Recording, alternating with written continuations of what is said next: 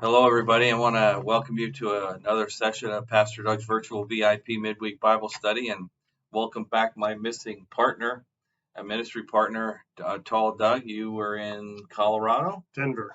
Yes, Denver. sir. Business So meeting. that's Colorado. That is Colorado. Yes, it is. You're correct. Beautiful country, You guys have a amazing good mountains, great time. Good. Yes, sir. Glad you're back. Always miss you, buddy. Glad to be back. Yeah. You're like the primary target of my boy. fun, and so when you're gone, I just kind of looking around. I don't know who to tease. So. Oh, you find somebody. I know. I'm glad you're back, buddy. Really missed you. Thank you, sir. You know, what's going to be fun today is Doug, before we do every session, wants to know, what are we talking about? And sometimes we'll go over a couple of things. Today, we went over absolutely nothing. Not a clue. And he didn't hear the message either. So this is going to be strictly from the cuff of what he is familiar with and how he actually feels. And kind of completing our study, as you guys remember, on living the faith life, and how do we actually do that, and how hard it must be. I was excited to do the percentages of time that it actually took, and I kind of was talking to folks about, if you've never really experienced the Christian life, what can you expect? What is it going to be like? And I went into the fact of the fruits of the Spirit is kind of what we're trying to achieve, and how would it be if your spouse, what would your spouse think about you having the fruits of the Spirit as part of your life, of who you are? Wouldn't it be neat to hear that? And wouldn't it be neat to have your spouse feel that way and act that way and believe that way? And then I said, I wonder how your children would feel if, or wouldn't it be neat if they would say that of you? I don't know a lot of things, but I know he certainly was this, and this. That would be really nice to hear. And so that's all positive. It's all pleasing. It all feels good. So then why don't we do it? Well, a lot of times we don't have understandings of who God is. I've gotten into details about that, about how you were raised really determines how you arrived at some of your beliefs. What do you think about that? Yeah, absolutely. I mean, you teach it all the time. How we feel is based on what we think. And what we think is based on what we know. Well, what do we really know? Is it the truth? Are they facts? Or is it just something that we've picked up along the way that maybe isn't exactly true? So the biggest challenge I think that our world faces today, one of the biggest, is this idea that everyone's truth matters. That,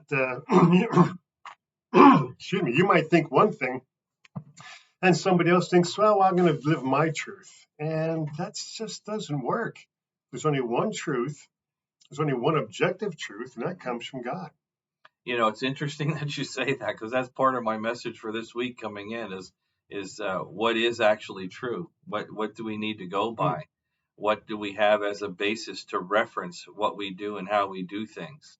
And then when you look at this living the faith life, back to that, I tried to break things down to the very beginning, how we accept Jesus Christ. The scripture from John 3:16 is so powerful, and it really is the root of what we do as believers, and it gets us to have this secure home in heaven that we should desire and that we should want. And then the fruits of the Spirit talk about how to live our lives, what that actually looks like. And then I got into, Doug, I started doing some times and adding up hours and stuff, and of all of that, of how many hours we have in a week. And then, just in simple terms. And listen, I want to clarify something. I wish it would have been more defined about it in the message, but I talked about like the minimum amount of time that it takes to be a Christian. If I went to church every Sunday, if I prayed 5 minutes a day, if I read my scriptures 5 minutes a day, if I went to a midweek Bible study, I totaled up the amount of time that would take compared to the number of waking hours we have. And the percentages come out to like 5% of your time. It doesn't take very much time to be a believer and a Christian. And my point that I want to make is that's a minimum. That's kind of like, for me, I feel like I'm in communion with God all day. You get up in the morning, you talk to him, he goes with you during all of your activities and all your meetings, and then he's driving with you in the truck. He's always there. So it's not like you turn off that relationship and only turn it on part-time. It's kind of like a way of life, a way of thinking. It is. And often I will give God credit for something that might sound silly. like I drove from here to Highway 78, and there are 8 traffic lights, and I got every green light. I give God thanks for that. Did he waste his time bothering to set that up for me? No, probably not. But, regardless, I give him credit because he's in charge of everything. He's in control. So even if it seems silly in my mind to give him credit and glory and praise, why not? Because he's in charge. That was one of the points I made towards the end, is enjoy the Christian life. Enjoy that relationship, that connection to God. Enjoy it. It's designed for you to enjoy. It's the perfect match in your life, is you and your relationship with God. He created us to have that connection. He created us for that relationship. And through Jesus Christ, we can enjoy that. And there's no reason not to enjoy it. But we get caught up in the day-to-day lives. We get caught up in the responsibilities of this world. And sometimes it's overpowering and takes a lot of energy and sometimes can steal your joy away. But we need to understand the true meaning of what this world is about and what it means to have a belief in God. And so we are to share our responsibilities with him. That, sometimes well, I'm just giving it all to God, meaning I forget about it. Well, that's kind of hard to do, but we share the responsibilities with God because that's what he wants us to do. He wants us to come to him with the things and problems and situations within our life. And when we do that, there's kind of a relief. I don't know if you've ever gone to anybody and shared an issue or a problem that you have, or maybe it's an illness and you haven't really told anybody, and you finally tell somebody and you feel like you're sharing that load and that weight, and depending on the person or how they take it, they take on that responsibility. I'm going to pray for you on this, and hey, we're in this with you. You're part of our family, part of our church family. And so we share in the victories and we share in the losses. And that's kind of what the connection that God wants us to have as believers. Because if every person that God created is our responsibility to care for and to love.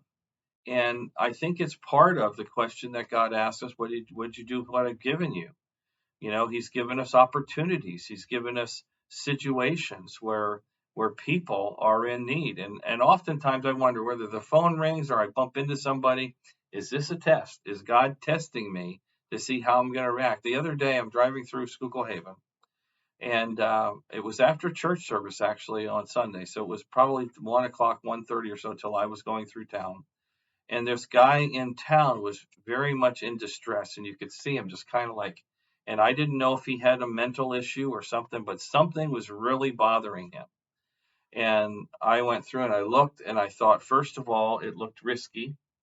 The situation did not look safe. He was having some type of reaction to something. I went a little further and I thought, no, this might be a test. Maybe I'm the guy that's going to be able to help him.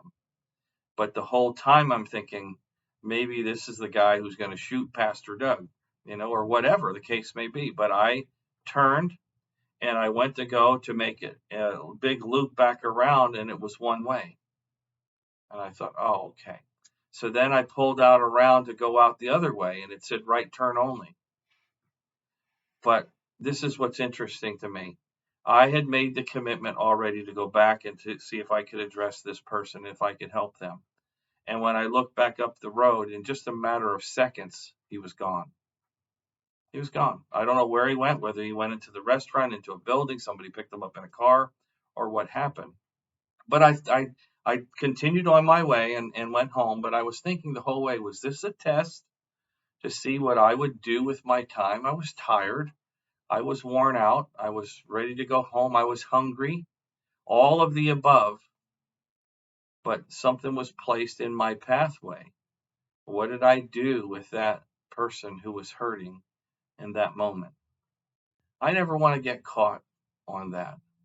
I'm listening for God all the time as best I can in my goofy head of what he might be teaching me or bringing my way, or who might be coming in my pathway that maybe I could help. And I'm glad for that. I look for that.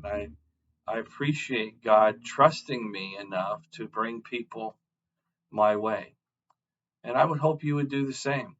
Do you look for people to help? Are you interested in who might be hurting around you? You need to be. We should be. I mean, I think that's what God's referring. What have you done with what I've given you? It's not just how you've taken any talents you may have been given and use them for God. You're discerning, you're caring, you're understanding. And that's how his people and God's creation are communicated with. God doesn't come down very often in a loud booming voice and speak to people. He speaks to people through us, through you and I. You mentioned sharing our problems with God. And there's an old saying that says, if you share your joy with someone, it's doubled. And if you share your sorrow, it's cut in half. And that's just it. If I tell Pastor Doug something that's great in my life, he's excited and happy with me and for me.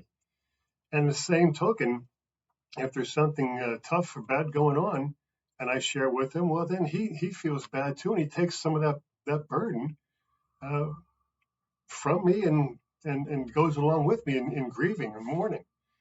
So we need to think about others, not just in those big pluses and minuses, but in the small things. This individual that he passed, what is that? What does that mean? Is it a test? Is it just a coincidence? Well, those of us in this world don't really believe in coincidences. We believe that God is in control, orchestrates everything. So it's this little piece of the puzzle that we don't see the big picture. It'd be nice if we could. If we could know the big picture, that would make things make sense a lot easier for us. But just be open for those experiences. Look for those opportunities, like Pastor teaches, to see what you can do for somebody else. Look for the opportunities. Look for what God has placed in your pathway. He has equipped you already for what he needs you to do. So no situation comes your way to help somebody or to listen to somebody or to be concerned or offer advice or assistance or help in some way. Nothing ever comes your way by accident. God's always orchestrating it. He's always out there. And most of us have been in workplace situations where you have people you depend on. Can God depend on you? Can God place an opportunity in your pathway that you're not going to miss? Do you catch most of the opportunities that come through, or do you miss most of them? Do you even know? Are you even looking? Do you even think that way, that God may be sending somebody your way? It's kind of a neat thought process. It's healthy. It's great for your Christian life. It keeps you in tune. It keeps you challenged. It keeps you focused, makes you more aware. I think it's really good for us to be aware of what's going on around us and sensitive to the needs of everybody else.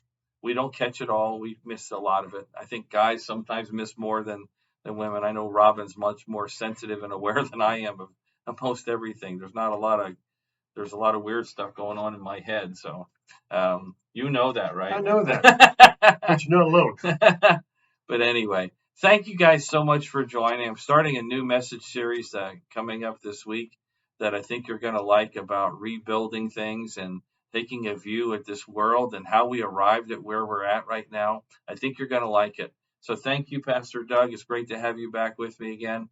It doesn't feel right without him here, but then I got all this penned up antagonism inside of me that I have to hold into until he comes back around. But I love this guy. He's a great friend and good buddy of mine. God bless you all. Thanks for joining us today, and hope to see you Sunday at 10 o'clock. And don't forget, guys, Mother's Day is coming up. You cannot do too much on Mother's Day. Remember the mom, remember the wife, remember your family. It all matters. God bless you. Thanks for joining.